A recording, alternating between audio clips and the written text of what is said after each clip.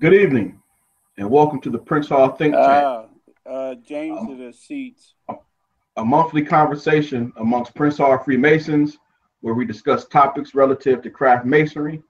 My name is Antonio Caffey, and I'm a very proud past master of St. Mark's Lodge number 7, located in Columbus, Ohio, where Worshipful Brother Shimon Stone serves as Worshipful Master. Our lodge was chartered in 1852 by the Most Worshipful Prince Hall Grand Lodge of Ohio, where currently the Honorable Kelvin J. Davis serves as Most Worshipful Grand Master. Before I let the other brothers introduce themselves, I would like to state that the views and opinions that are expressed by us tonight in no Hey, way reflect the views and opinions of the Grand Lodges and lodges in which we all hold membership in. Also, if you have any questions, please feel free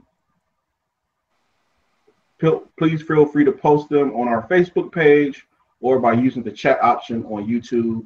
And if we have time at the end of the conversation, we will try and answer some of them. hey, Good. Can Brother James, I you want to say something? tell you that it's brother Felix, turn the volume off on your computer. off of where? On your computer, turn the volume off. There's an echo. Okay. Okay. All right. Lastly, to keep up to date with the Prince Hall Think Tank, please subscribe to the YouTube to our YouTube channel. We'd also like to for you to keep Brother Curtis Black and his family in your thoughts and prayers. Brother Black couldn't be with us tonight. He recently had a death in the family, so our condolences are sent out to him. At this time, I'll let the other brethren introduce themselves, starting with Brother Collins. Hey everybody, Ken Collins here. Member of the Most Worshipful Prince Hall Grand Lodge of Alabama. Proud member of Pride of North Birmingham Lodge number 319, where the Honorable Right Reverend Tim Sanford serves as Worshipful Master and Cordy Hawkins serves as our Grand Master. Again, we'd like to thank everybody for tuning in and watching today.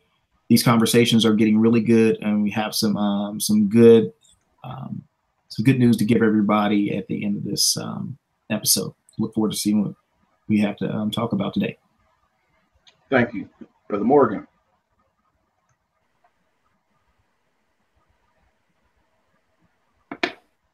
Brother Morgan. I'm sorry, I'm getting a really bad feedback. Felix, are you Brother Gardenhire? Is your volume off on your computer? Say that again. The volume is very badly delayed. Is this only happening to me? I'm fine. I turned it off. You turned it off? Yeah, on the computer. Okay. Well, I'm sorry. I'm getting really bad feedback on my headphones here. Okay. All right. Well, I'm sorry. Good evening, everybody. This is Past Master James Morgan coming to you from Washington, D.C., the nation's capital. Past Master Corinthian Lodge 18, where Worshipful Master Leroy McDonald is our Worshipful Master, and the Honorable Philip David is our Most Worshipful Grand Master here in District of Columbia, and I have the proud honor of serving as the Associate Grand Historian for the Most Worshipful Prince Hall Grand Lodge DC. Sorry if I seemed a little confused at first because I was getting some really bad audio feedback over here, y'all, but I'm happy to be here to talk about Prince Hall Masonry in the state of Pennsylvania. Welcome, Brother Gardenhire, welcome to the jungle, as we like to say. I'm waiting for my cheesesteak now. And, we're looking forward to a wonderful conversation with you, my brother. Brother Gillon. All right, good evening. My name's Brother Dave Gillard. I'm a past master at Mount Pisgah Lodge number 53, located in Columbus, Georgia, where Cornelius Wilson Jr. serves as our worshipful master. I also had the pleasure of serving as the worshipful grand historian for the Most Worshipful Prince Hall Grand Lodge of Georgia, where the Honorable Bruce A. James serves as our Most Worshipful Grand Master. It's a pleasure to be with you all tonight. I had intended to wear a different type of shirt, but since I saw Brother Morgan's post about throwing on a Sixers jersey, y'all knew that wasn't about to happen. So the old school Patrick Ewing had to come out for the night. Looking forward. This is going to be a very interesting show, and feel free to post your questions. Thank you. And our special guest this evening, Brother Gardenhire. Yes, I'm Brother Felix Gardenhire. I'm the Worshipful Grand Historian of the Most Worshipful Prince Hall Grand Lodge of Pennsylvania, and where our Most Worshipful Grand Master Malcolm E. Harris is the Grand Master. He's the 103rd Grand Master. So we had a nice PowerPoint presentation to sort of talk about the history of Prince Hall Masonry here in Pennsylvania. When we're ready, we'll try to show it to you. I was trying to send it to Dropbox, James. So if we get a chance, I can do that. If not, I can just do the audio and then look at it on my screen. All right. Thank you, Brother Gardenhire. And again, thank you for joining us this evening. So tonight's topic, as you know, is Prince Hall Masonry in the Keystone State. The craft is definitely indebted to the brethren of Pennsylvania for producing such great men as Brother Absalom Jones, Brother Richard Allen, and Brother Martin Delaney, just to name a few.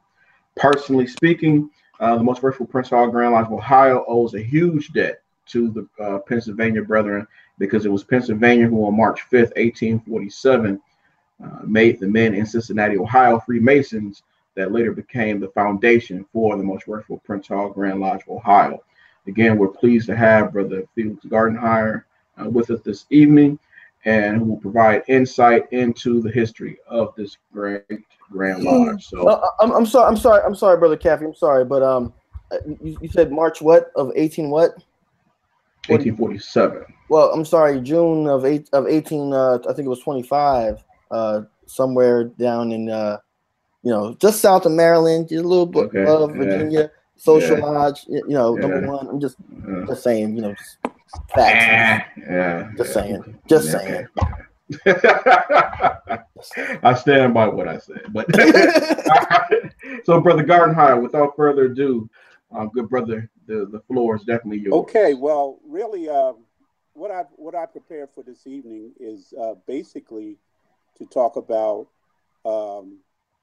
Prince Hall Masonry in Pennsylvania, really from the beginning to up to and including when the National Grand Lodge was formed by John Hilton. So I wanted to at least cover those first, I'll say 80 years or so, and give you an idea, maybe answer some questions on how everything started. And then it would, I didn't want to really step into the National Grand Lodge. I know you've done shows on that. So I really just wanted to be able to bring you up to that point and then stop right there. A lot of things happened in those first 80 years, and I think people will understand Pennsylvania a lot better if they, actually knew that history and how everything got started. So, again, so I really apologize that I can't really show my PowerPoint, but I'll use it just to speak to it, and then I can send it via Dropbox to everyone later or something like that, because it is over 25 meg, and it's about 30 PowerPoint pages, but we'll just start now. I always say that when we talk about history of Pennsylvania and really history of Prince Hall Masonry, we have to always think about the world around us at the time. What events happened for us to be able to start and to actually move Masonry forward as we had over the last 200 plus years. So I started off with really the Pennsylvania early history.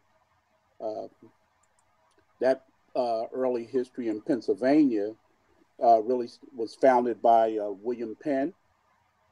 He was English Quaker, and Pennsylvania, he was really from England. And he came over here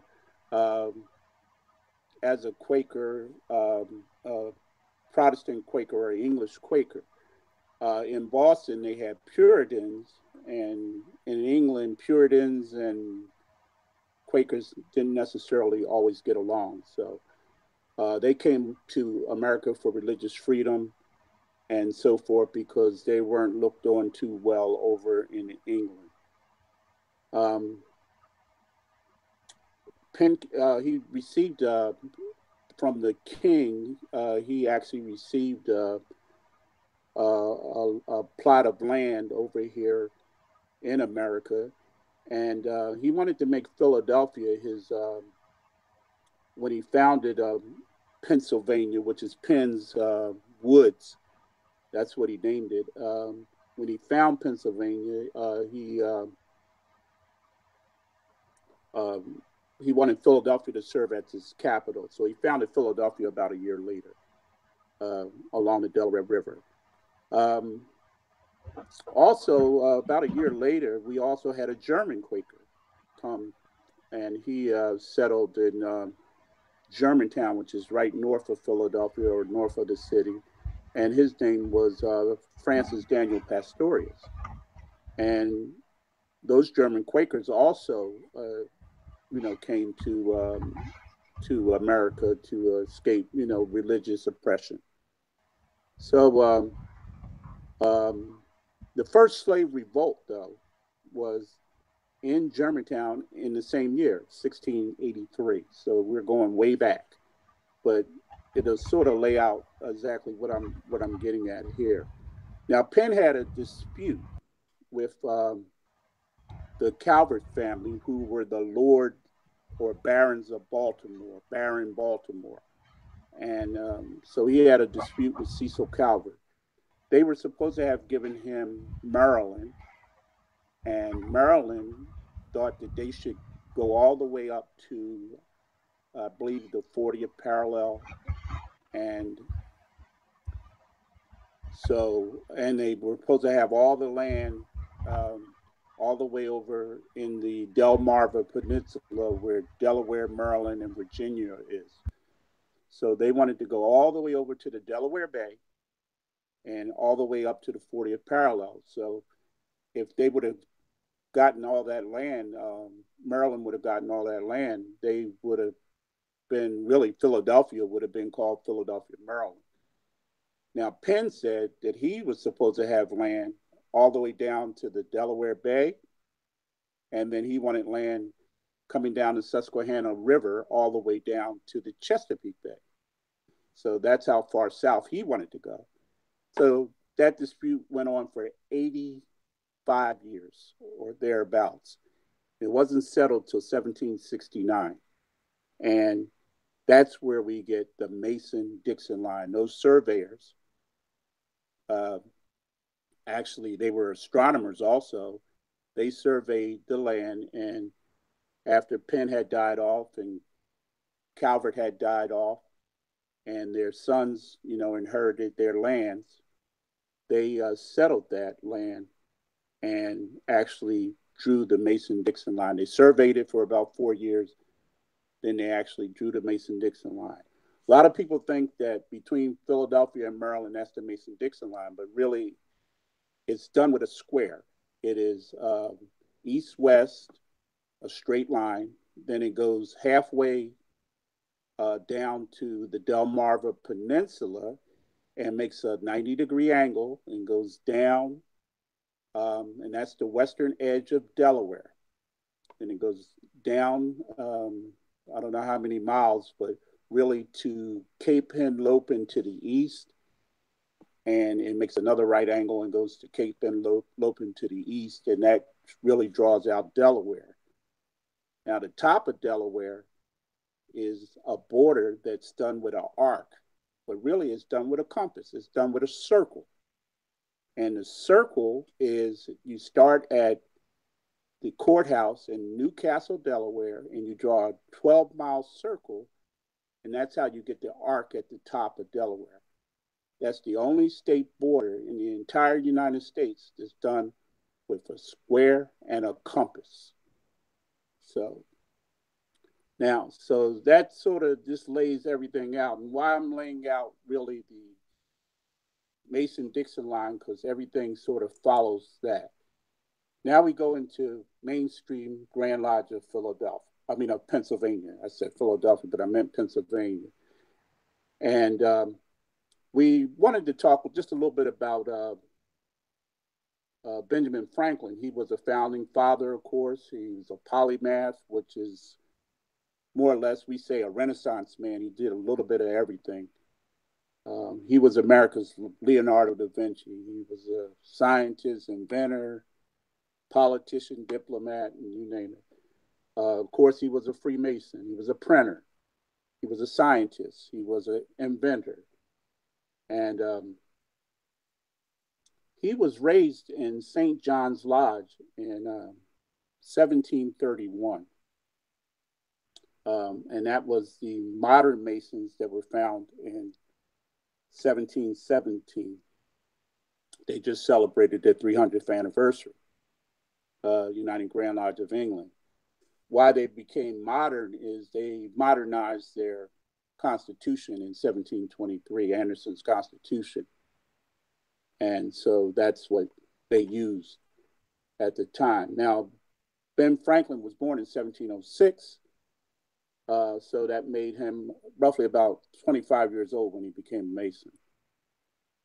He was Grand Master in 1734 of Pennsylvania. Okay, all from the Grand Lodge of England. So he was Grand Master at 28 years old.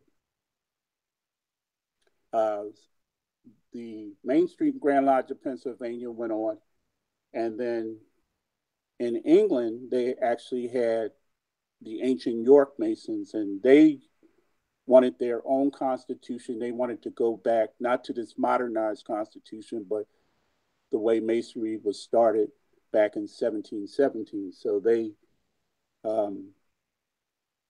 called themselves the Ancients, and they were up in York, whereas the first Masons were in London. The second Masons were ancient York Masons. They were in the city of York in England. So they came along in about 1751, and in about 1755 or 56, they came up with their own constitution, which more or less went along the ancient lines. So you actually had two sets of Masons here in Pennsylvania, and the first set of Masons in 1731, they actually were the first Grand Lodge in America, or the first group of Masons in America.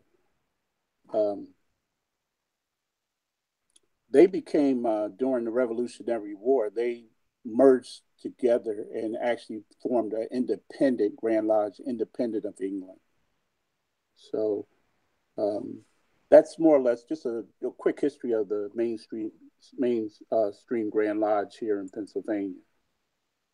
Now we move on to Philadelphia, which is, of course, the birthplace of the nation. And, we had the First and Second Continental Congress here. That was 1874 through 81, basically. Declaration of Independence was 1776. We had a Revolutionary War, which went from 1775 to 1783. The whole point of in Philadelphia or Pennsylvania, they actually had a gradual abolition of slavery starting in 1780. And what was gradual about it is people would, or slaves would actually be free in 1808, 28 years. So that was what they said was gradual. Constitutional Convention, 1787. It was a temporary capital for 10 years from 1790 to 1800. It was the largest city in America by 1790, with roughly about 64,000 people, which was the first year of the census. And then we also had, and I'm just mentioning it now, but I'll expound on it later. There was a yellow fever epidemic. And with that yellow fever epidemic, one of the signers of the Declaration of Independence, Benjamin Rush, who was a doctor, he wanted assistance, and he went to free African slaves and men of our Masonic community for assistance to sort of alleviate that yellow fever epidemic in 1793. However, I want to make a point that we were the capital and of the United States, or of those colonies at that time, but 4 out of the first 5 presidents of the United States were slaveholders, and they were also Masons.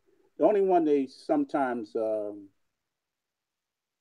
sort of talk about that he may have not been a Mason is Thomas Jefferson, but he shows up on the rolls of the Charlottesville Lodge in Charlottesville, Virginia. So we suspected he at least received some degrees. I don't know if he, got all his degrees, but 4 out of the first 5 presidents were from Virginia, and they were Masons. So that's a little bit just about Philadelphia as the birthplace of the nation. The whole purpose of Masonry and what they did in those early years was all about slavery. Make no doubt about it, up until slavery was completed,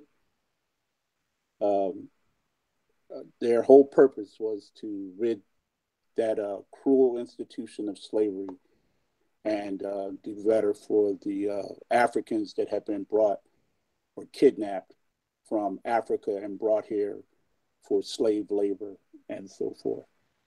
Of that slave labor, of course, there was tobacco, coffee, cotton, sugar.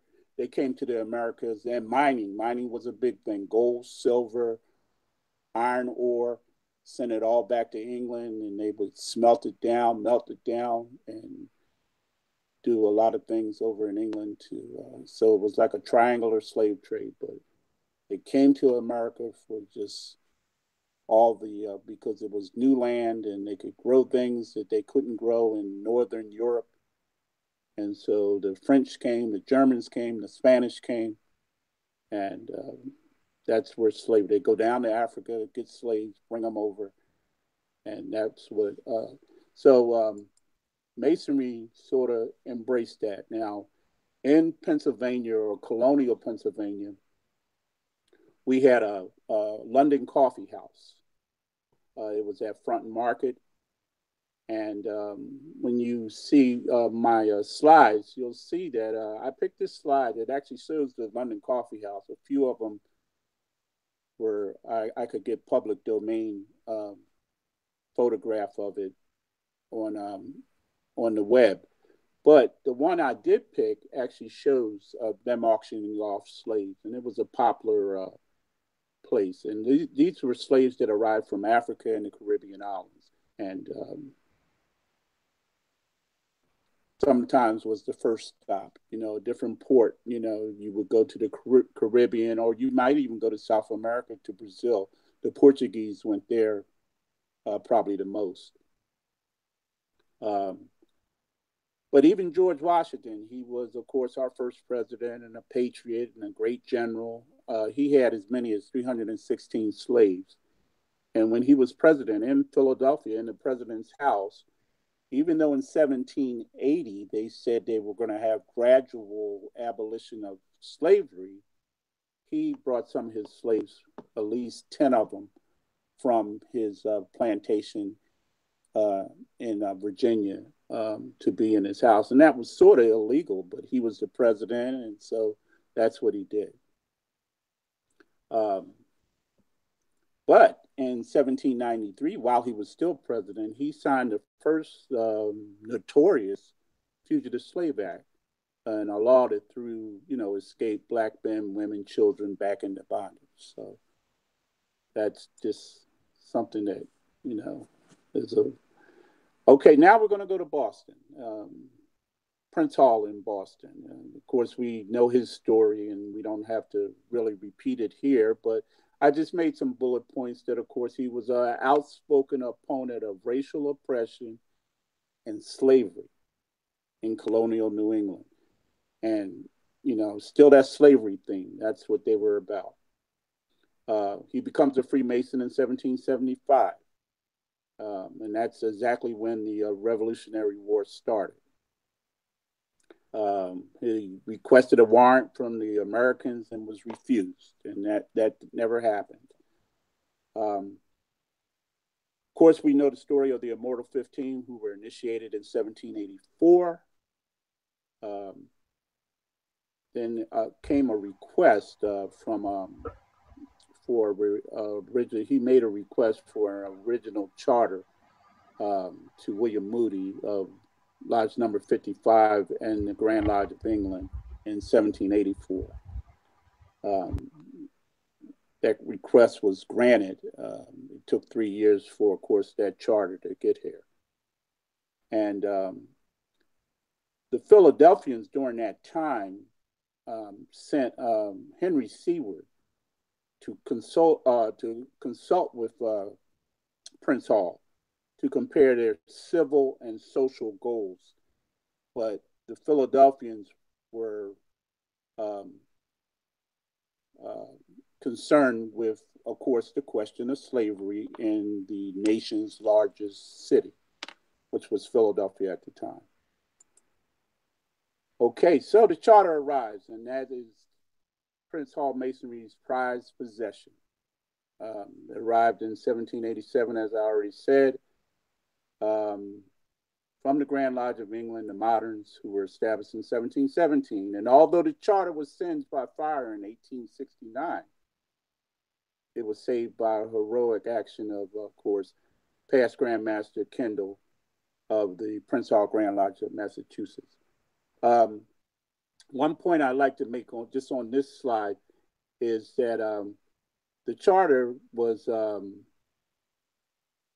issued by His Royal Highness the Duke of Cumberland, who was the Grand Master at the time.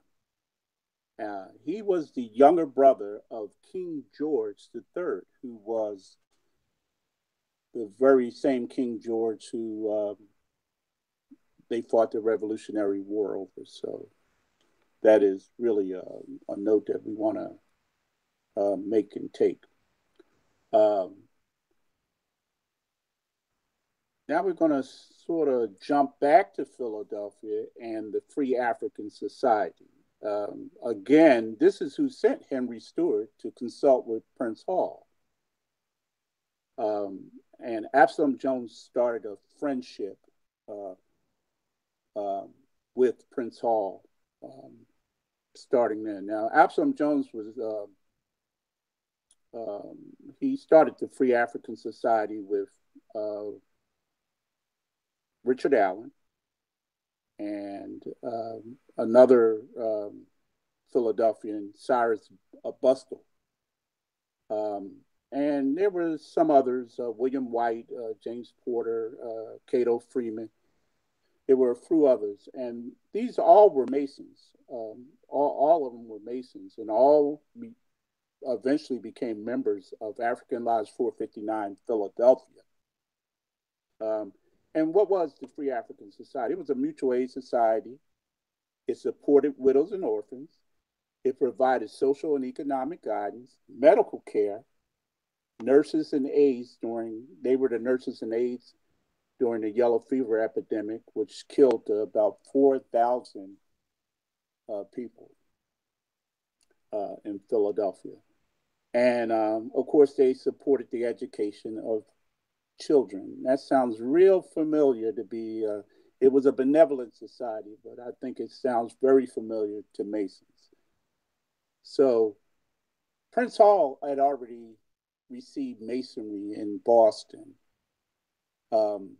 Absalom Jones and Richard Allen, these were churchmen. In fact, Absalom Jones was the first ordained Episcopal priest of African descent in America. He was born in Sussex County, Delaware. And in 1846, about 11 years younger than Prince Hall.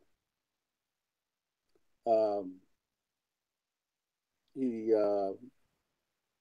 was the first former slave, as I said, to become a priest.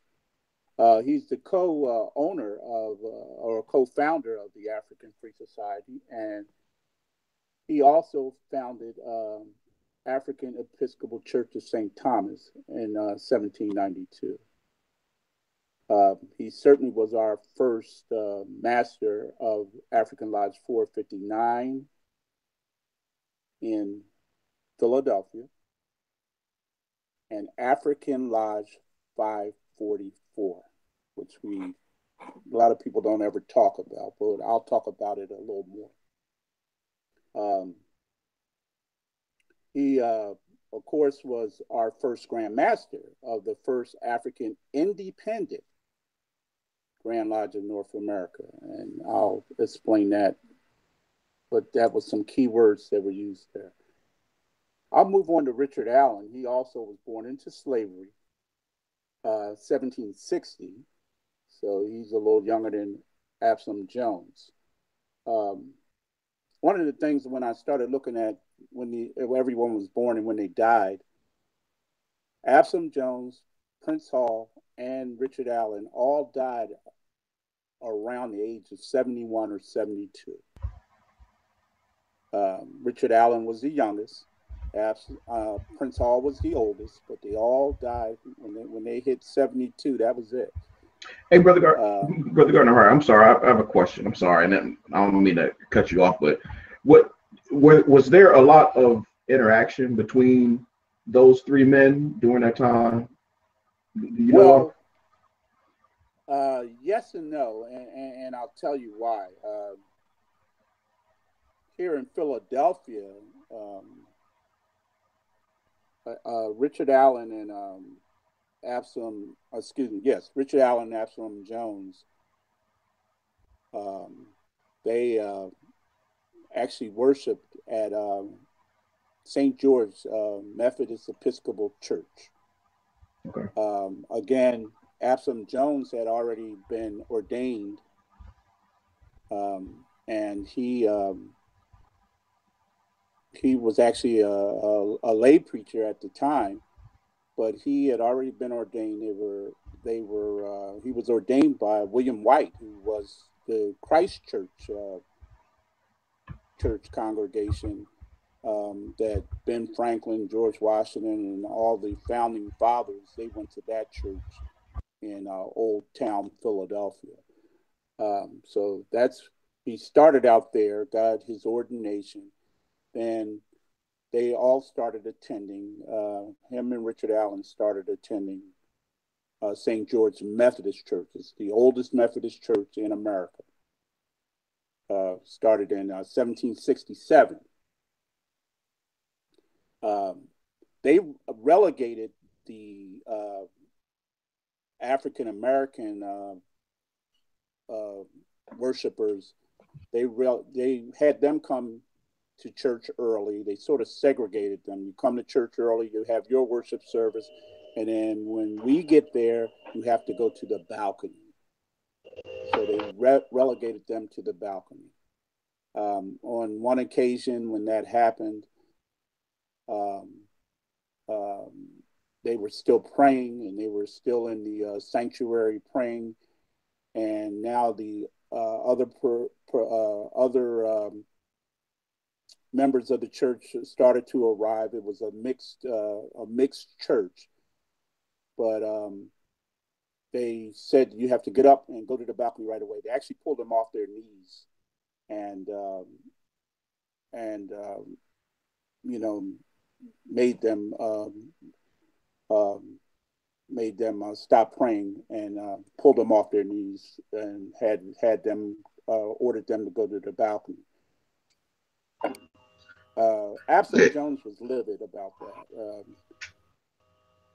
It was Absalom Jones, Richard Allen, and William Gray, who was sort of the elder statesman of this free African society. So they said, well, this is what we'll do. We're going to start our own churches. You know, that was the last straw. And Absalom Jones was more of a rebel than sort of Richard Allen. He was more even tempered. Of course, both born into slavery, and then now they're being treated like this in a church. So Absalom Jones started St. Thomas Episcopal Church. He didn't want anything else to do with the Methodists. So it sounds to me, but so Brother Gardenhire, it sounds to me like this fascinating history of Pennsylvania is something that really helped make great men, you know, that end up becoming leaders in the community, particularly in the small and growing African community of African descent. Can you talk to us a little bit about this little doohickey right here that I seem to got my hands on? It seems to be history of the Prince Hall Grand Lodge of Pennsylvania from 1815 to 2015. Do you know anything about this book at all? Yes, I know a lot about it from cover to cover. Beautiful. So can you talk to us a little bit about what that process was like for you guys going in and creating this book? I mean, I did pass math. I think 2015 minus 1815. If I carry over to 1, that takes me to 200, right? So what was that experience like for you actually researching for the book? Say that again a little bit. I said, what was the experience like researching for the book for a Grand Lodge that's 200 years old? Gather a lot of data, and a lot of the data for the book we couldn't put in. Some of what I'm saying here now is in the book, but it's in different places in the book. We sort of designed the book where you almost have to read the entire book, but we didn't get too much into in-depth history. What we tried to do was give a little bit of everything over the course of 200 years. And then we wanted to touch each of our active lodges. So in that book, we talked about all the active lodges in the book. Those are just a few of the things that and we wanted to touch final resting places, civil rights, slavery, National Grand Lodge, the schism that I'll probably go through real quick here shortly, and several other things. So those are the type of things that we wanted to try to put in that documentation, or in that 200th. And it's a commemorative book, so we sort of bounce around on a lot of little things. Yeah, and I want to thank you for signing my copy, because I'm one of those special people. I got this one, and then a lot of people don't know about this, but I got the older one from I think it was '93 when you guys did that one. The older one, we worked on that one too, and the only thing about the older one is we didn't have the publishing tools, and we didn't have the internet to find a lot of research and pictures and those kind of things back when we did that one over 20. I guess it's 20. We started it in 87, so almost 30 years ago. Yeah, that's before I was born. Well, how can people get the new book? Published. It was supposed to be out in 1990, and we didn't get it actually book on the table, as they say, until 1993. So it took. It was like 6 years of work. Can you remind us how can people get a copy of the new book? The new book, you can get it on, and I actually have the slide here. That was my last slide, but it's actually go to Prince Hall dash. It's a dash PA.org. And once you're there, you'll come up to a homepage, and you have to scroll down to quick links. And when you get to quick links, there's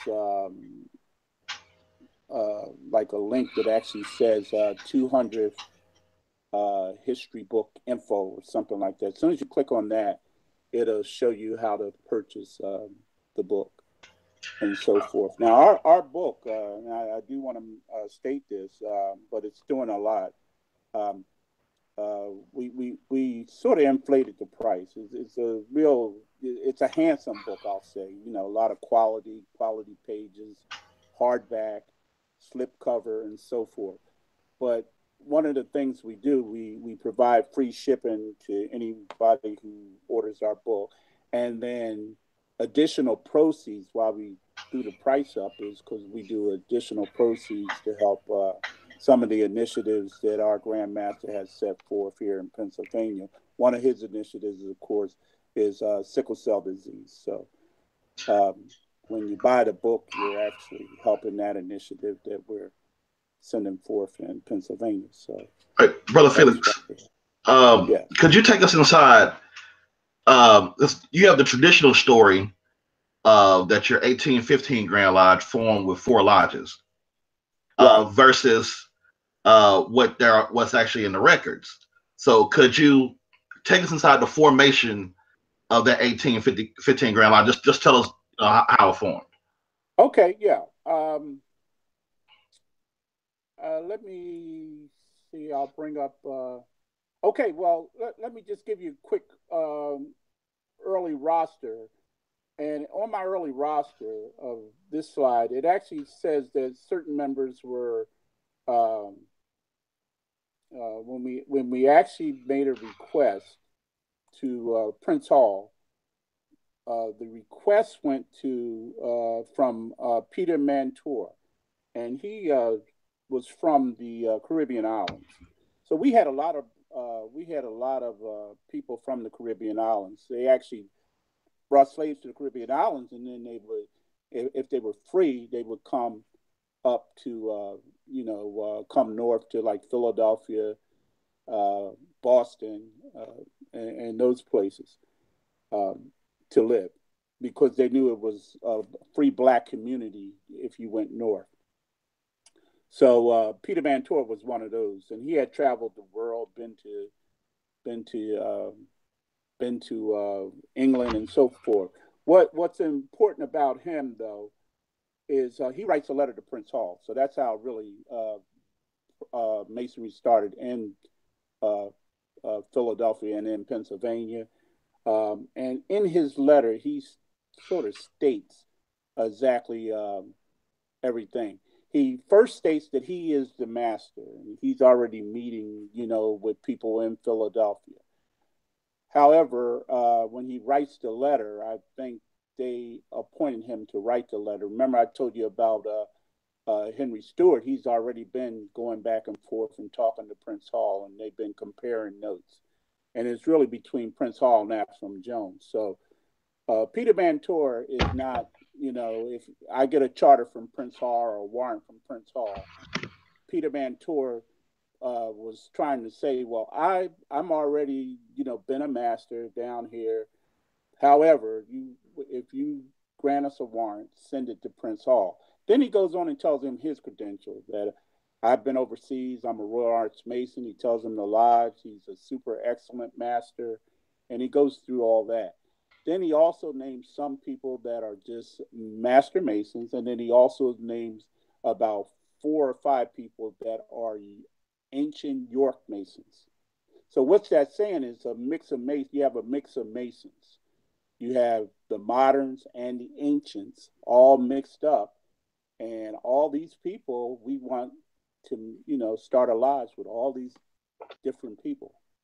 Okay, and so Prince Hall grants them that request and cautions them. And his letter back to him says, I caution you, don't make any Masons, or don't set forth to any lodges until we have installed your masters. And long story short, he came down and did that. All right, so 1 year later,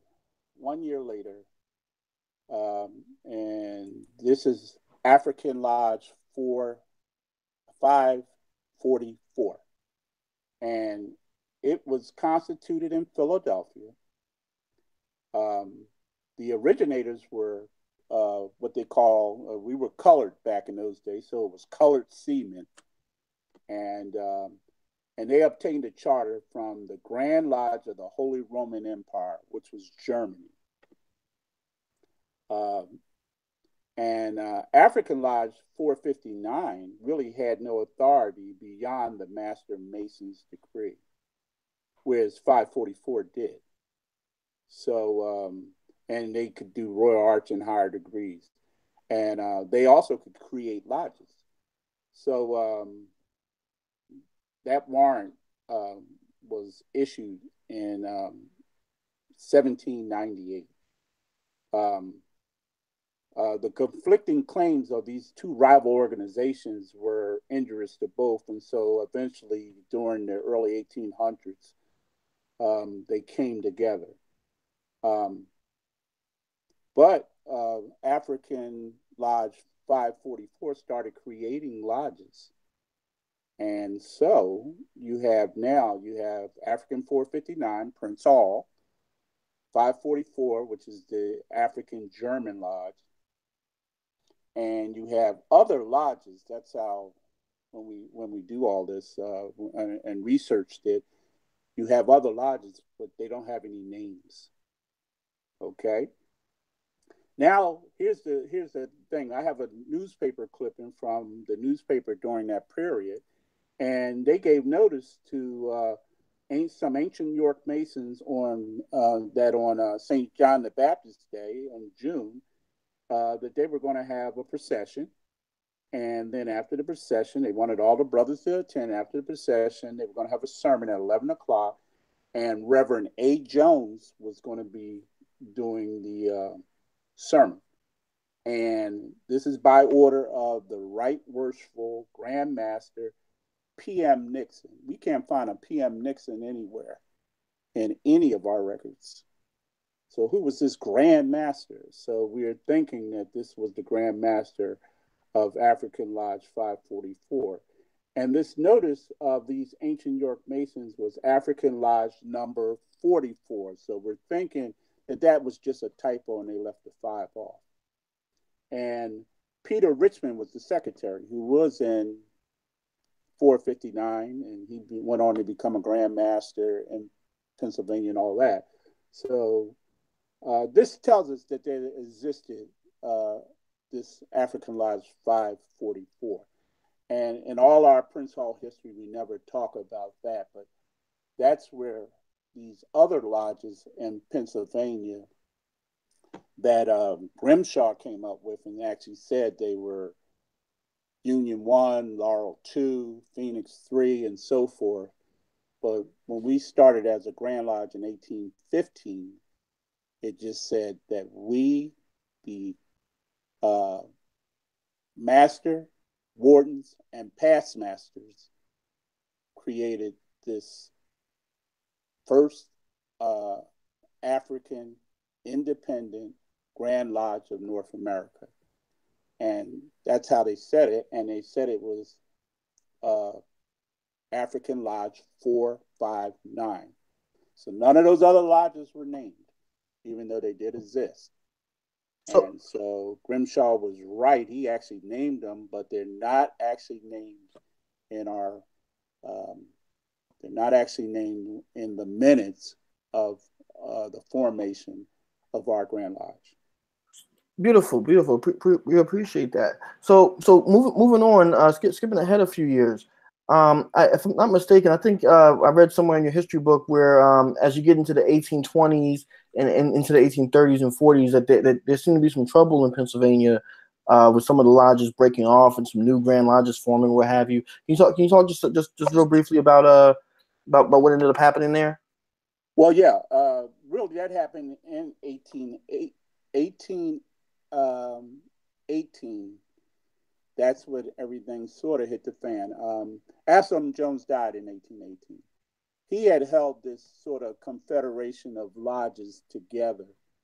And even though they formed a Grand Lodge in 1815 and said it was the first, this certainly was like 7 or 8 years after Prince Hall had passed on, who was a very close friend of Prince Hall. So, but he sort of held this confederation of lodges in Pennsylvania and in Philadelphia specifically, because they hadn't moved out of Philadelphia yet. He sort of held everything together. And as soon as he died, that's when everything sort of started happening. What happened actually was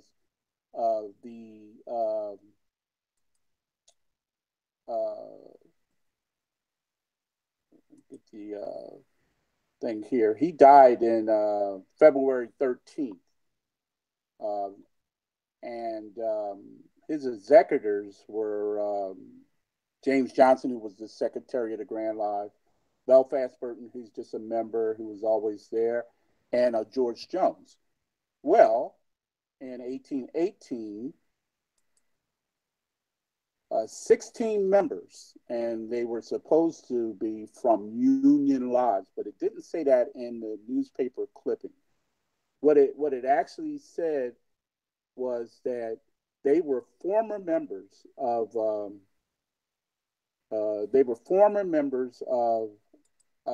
First African Independent Grand Lodge of North America, and that they were dissenting, and they're claiming that they're independent of that body.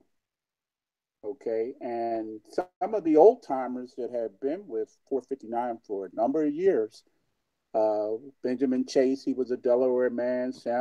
Solomon Clarkson, he was one of the I call one of the founding fathers and all that.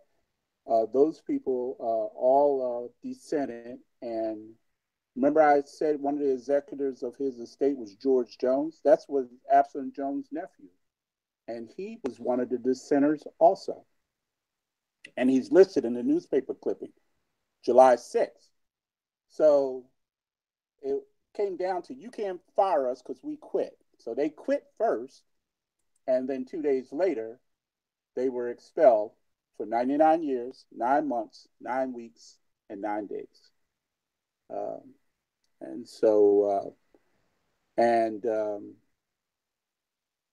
So that's what happened. Meanwhile, just before Absalom Jones died, Harmony Lodge number 5 was warranted in 1817, and they also were expelled, but that didn't come until about 10 years later. So things moved slow during those periods and the development in Pennsylvania. But again, we're thinking that maybe the way they started the Grand Lodge, maybe certain people who were in other lodges didn't get Grand Lodge positions. Maybe they thought they deserved, or whatever. But again, Pennsylvania always stayed tethered to the charter. That's the golden thing that they stayed tethered to. They didn't care if they were First Grand Lodge or anything like that. They knew that that document really kept it. It's like a birth certificate, and you can't deny us because I have a birth certificate, and Massachusetts has it, and so that's the way Pennsylvania always looked at it, and they did that with Absalom Jones. Absalom Jones is the one who sort of kept that going. Brother Felix, and we have a question that came in. It says, where does Pennsylvania get documentation of the first Grand Lodge being erected in Boston at 1791? And do they recognize themselves, which mean you all, as the first Grand Lodge amongst blacks in America? Well, yes and no, because the Prince Hall really had the first provincial Grand Lodge, and the story goes that it was 459 Boston, 459 Philadelphia, and the Rhode Island Lodge. And so that was enough to have a provincial Grand Lodge in early 1800s, 1803 or thereabouts. With that said, but yes, we totally believe, really, based on the charter from England. That's what we sort of tethered our our wagon to, or hitched our wagon to, and we went with that. And in all our history, that's what we've always done. Even when Massachusetts created a Grand Lodge in 1828, we still said, "You're our mother. You have the birth certificate." And we actually put it, when we became a Grand Lodge, said independent. Why independent? Well, it's no more than the mainstream Grand Lodge did in Pennsylvania. They first had the moderns, then they had the ancients, and then they became independent years later after the Revolutionary War. And in 1813, England purged African Lodge off the rolls, meaning, the Prince Hall African Lodge. So, Pennsylvania sort of went with that. It said, well, we created our own churches. We created the African Episcopal Church, the African Methodist Episcopal Church, the first African Presbyterian Church. We're going to create our first African Independent Grand Lodge. We have enough lodges, and we're going to do it. And that's what they did. They took that bold step, and Absalom Jones was still alive when they did it.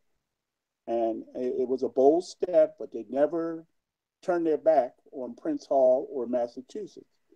They said, "You're our mother," and they've been our mother ever since. Some things come full circle. I mean, if you let time go by, and all the decisions, we're not really trying to pinpoint a lot of things, but the Americans definitely wouldn't give us Masonry. We had to go to England to get Masonry. And then when England, took it away, then, we had to act alone. But again, what was the theme? End slavery. Do all those things to end slavery and so forth. So, we have to form we had our own insurance companies, our own schools, our own fire companies, and a lot of people don't think about fire, but, they used coal and they had oil lamps, and, they had a lot of people were chimney sweeps. That was a profession, because if you don't sweep that chimney and you get all that soot in there, it'll set your whole house on fire. And a lot of places burnt down. So nobody would come and put a fire out. With blacks, they would let their property burn down and no problem. So everybody, we had to do everything for ourselves. All right. So, Brother Felix, so that answers. I rambled a little bit, definitely. but I hope that answers your question. Definitely. So as we enter, with the hour mark right now, and we definitely want to get to some of our questions that brothers have. And one interesting one, I think you may have touched on it earlier in regards to a question is asked, did Prince Hall ever visit Pennsylvania in any Masonic capacity? Do you have any information on? Well, I've seen a lot of Masonic different writings. What I believe is that he came, one of the writings say he came to Philadelphia with his wardens, George Middleton and Nero Prince, I believe. He was a Russian Jew. He came to Philadelphia and actually presented the warrant and installed their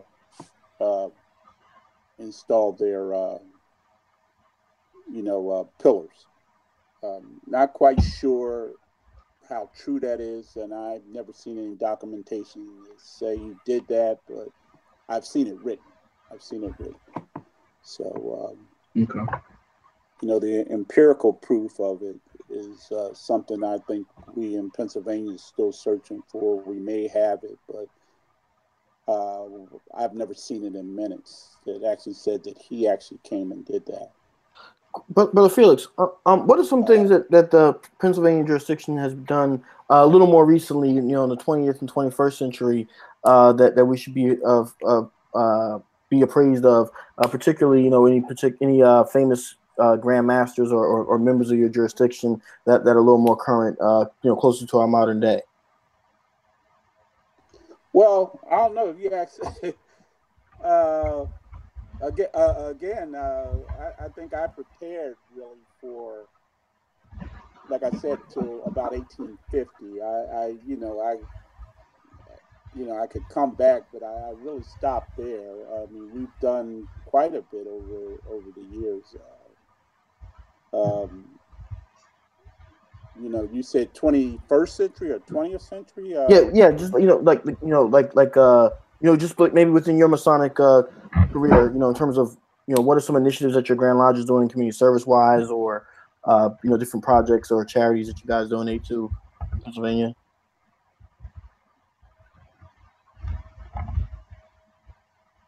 Did you hear me? Yeah, I'm here, but I'm not. I'm not quite sure what you're exactly looking for.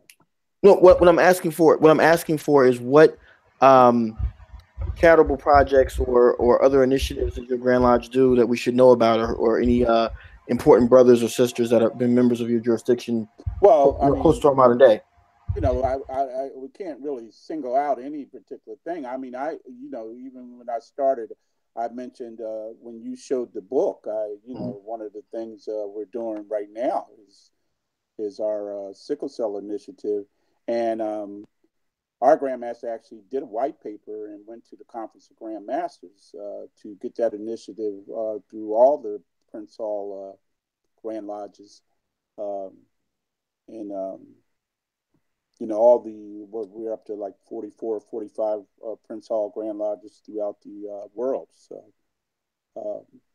and when he went to the Conference of Grand Masters, and it was accepted by all the Conference of Grand Masters, and that is one of the main initiatives is fight against sickle cell disease, and his push to see if you may be even a carrier of the disease, and so you need to get tested so you'll know, especially if you're going to have children and so forth. So he's been pushing that, and that's one of the latest things, and that's 21st century, but that is very current. So if that's your question. So, Brother Felix, I do have a question. I know it's Massachusetts definitely takes the lead on it, but Pennsylvania, they do play a big role in the biannual reopening of African Lodge 459 in Boston. I think it's coming up this year. How did that? Were you in on that? Like, how did that come about, or the role Pennsylvania plays in that? What in the 459 when they do reenactments? Yes, sir. Yeah, when they open up. When they do the reenactments, what they always do is they consider, of course, 459 in Boston considered, the first lodge, and then Pennsylvania being the second Grand Lodge behind Boston, as far as, Masonry goes, Prince Hall Masonry goes. Because we are Prince Hall Masons, so Prince Hall comes first, and I think that's what Pennsylvania's always considered. And then I think the third lodge they always use is Rhode Island.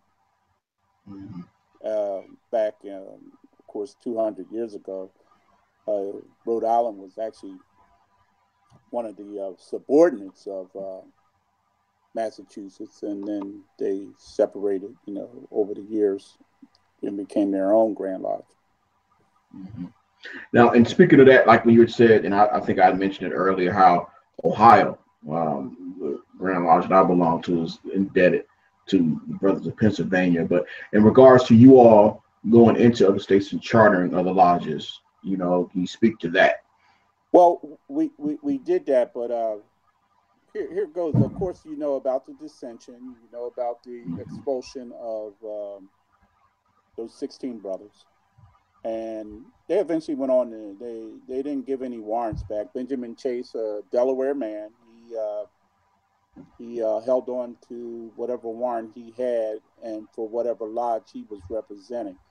I did have in my slides a copy of some minutes that sort of proves that we had another lodge, and this lodge was called African Independent Number 1.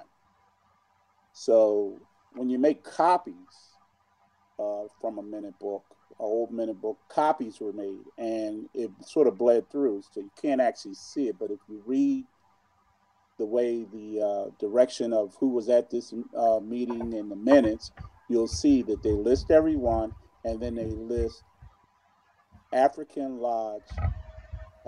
They didn't mention the names. They just said African Lodge. They were present at this particular meeting of Master Masons.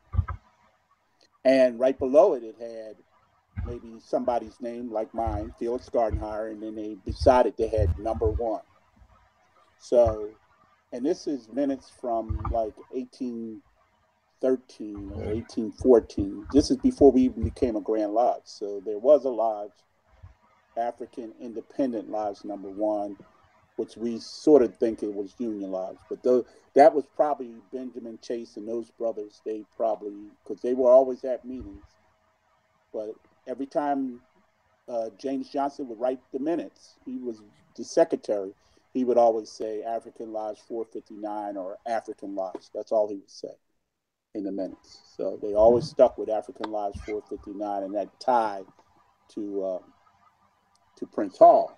With that being said, they went on and they kept their charters, and in Harmony, like I said, about 10 years later, they got expelled for contumacy, and they went and got a bogus charter out of Ohio, which is called the Chillicothe Charter, of course, and I think everyone knows that story.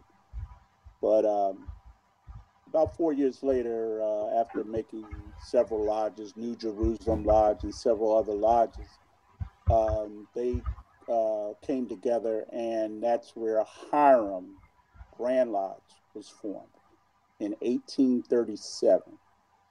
1837. So now you have 2 rival Grand Lodges in the state of Pennsylvania. And it was still bitter between the Hiram lodges and the first African Independent. One of the things, though, they both sides, and this might sound familiar because we heard it. There were good people on both sides. I have to say it just like that. Oh man! Oh man! They both fought abolition. You know, they both were abolitionists. They both still had slavery and to risk slavery in mind. And when I started out, I talked about the Mason-Dixon line. Below that line was slavery. Slavery internationally stopped in America in 1807 or 1808. But they kept domestic slavery right here in America, and it was below the Mason-Dixon line. And the Mason-Dixon line was Maryland, Delaware, and everything south, and some even as west, as far as, over to Texas and Texas territory and so forth. So, that's where Hiram came from. Okay. They stayed bitter between, but they both had the same common goal. Same common goal was they were abolitionists. Stephen Smith, I believe he was in Union number 4. Jacob Jenkins joined Union number 4 in 1826. He was a Delaware man.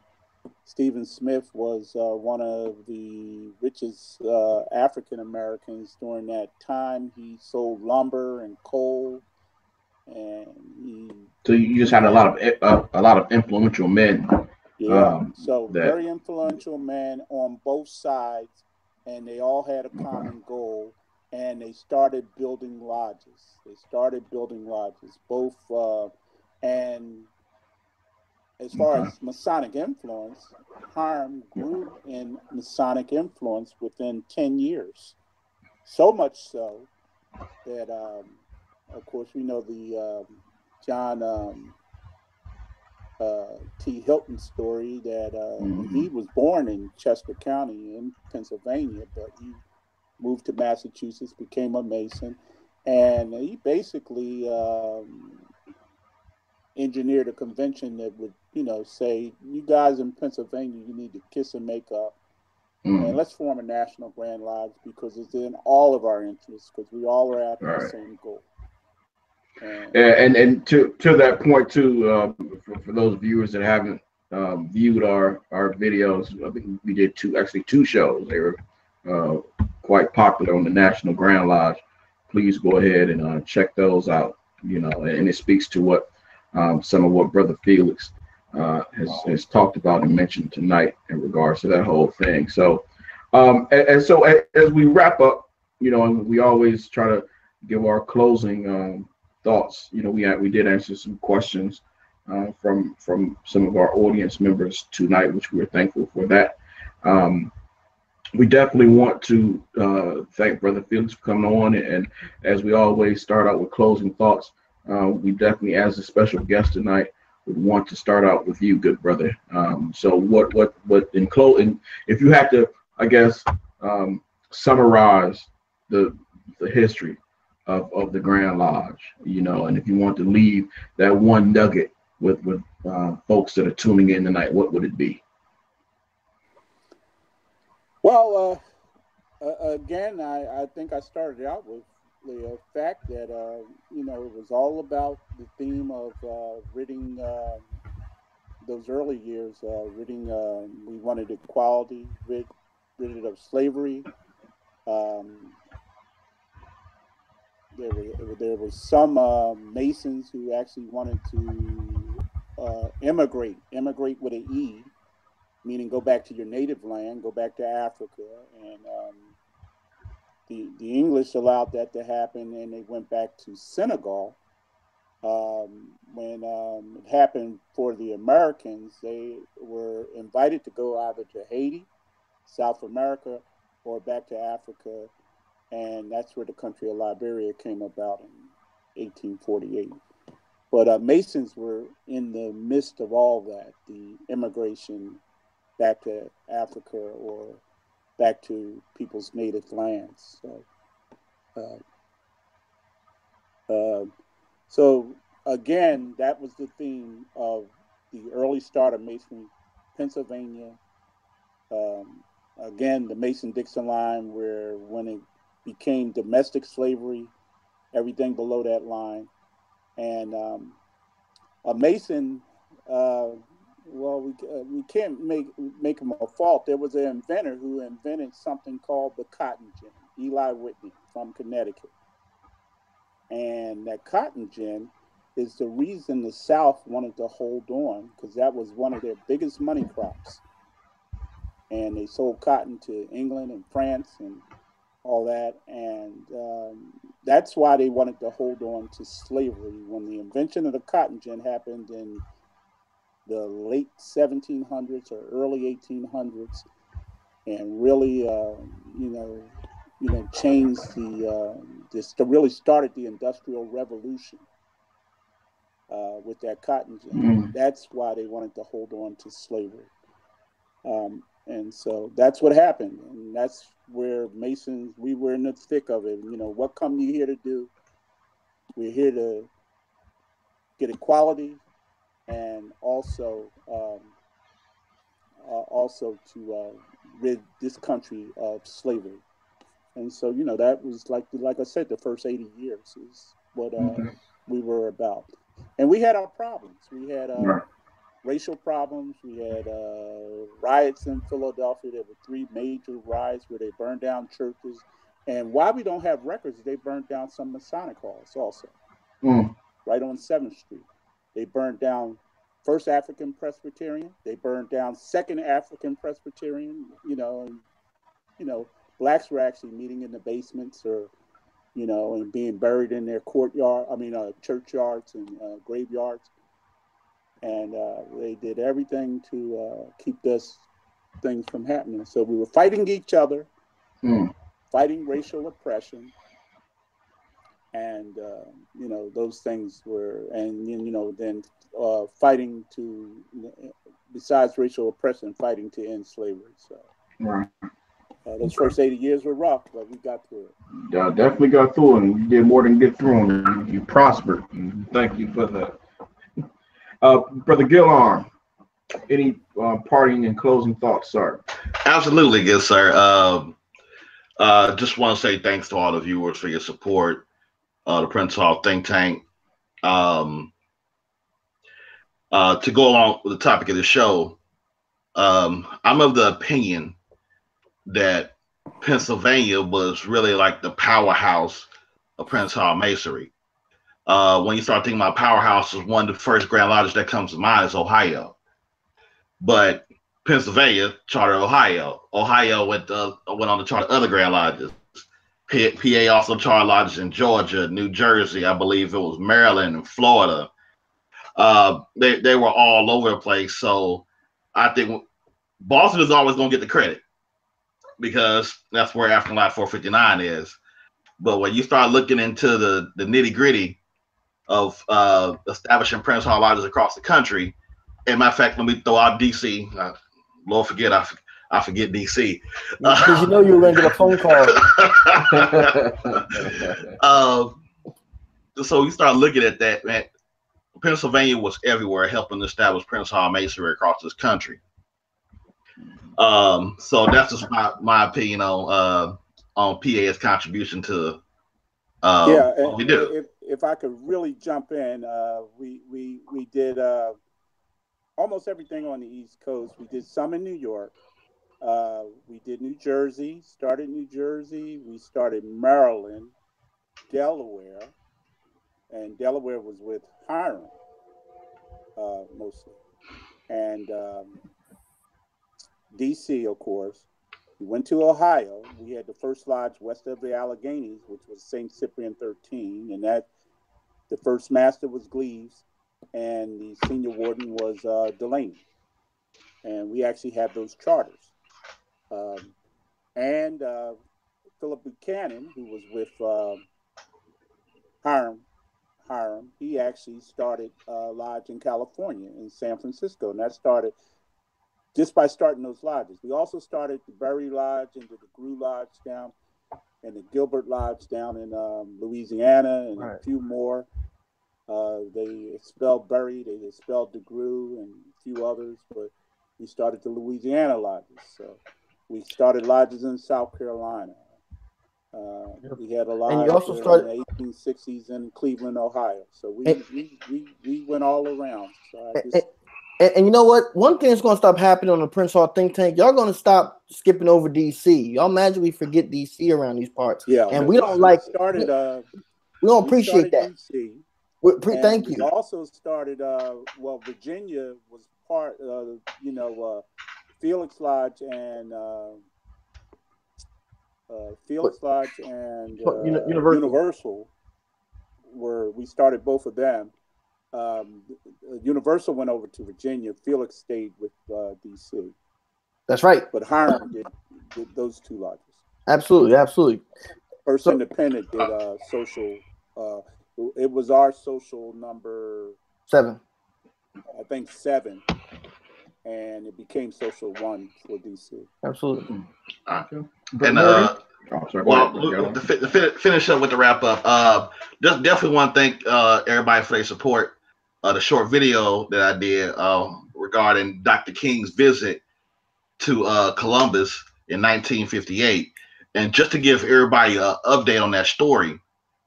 If you can remember, I mentioned about a sister who was still living that by the name of Sister Minnie Wimbish. That was one of the original participants of that program. She was 102 years old. Well, she passed away last night. Oh, no. Past Matron Wimbish was a member of Electric City Chapter number 482 in Columbus. So just keep her family in your prayers. Oh, yeah. Certainly. Yeah, she was definitely up to her end of her days. Her mind was still intact. She was still reciting poetry. She was an amazing sister. And if you watch Terra Masonica, you'll see her interview that we did about Dr. King's video. And we were trying to make plans to do a second interview with her, but yes, now she's passed away. So just thank everybody for your support. You already know what time it is with the Knicks, and to leave you all with a book. Yeah, before you leave, I wanna do this. Oh God! Y'all gonna kill our viewership. I had to do that. God! You had to. I want you to know. I want you to know. I want everybody out there to know that for the record, if you check social media with all the advertising for this episode, I always mention get a cheesesteak and a Sixers jersey. I didn't talk about those pigeons that they have in Philadelphia. So, so thank you all, and we'll see you in the next episode. All right, Brother Morgan. Okay, thank you. Thank you. Well, listen, check this out. I appreciate everybody so much for all your support, as always, with the Prince Hall Think Tank. We exist because of you, and we thank everyone. We want to definitely send a heartfelt condolences out to the family of past matron Winbish, as well as Brother Black. He's been going through some things with his family as well. He had a loss in his family also, so please keep him elevated in prayer.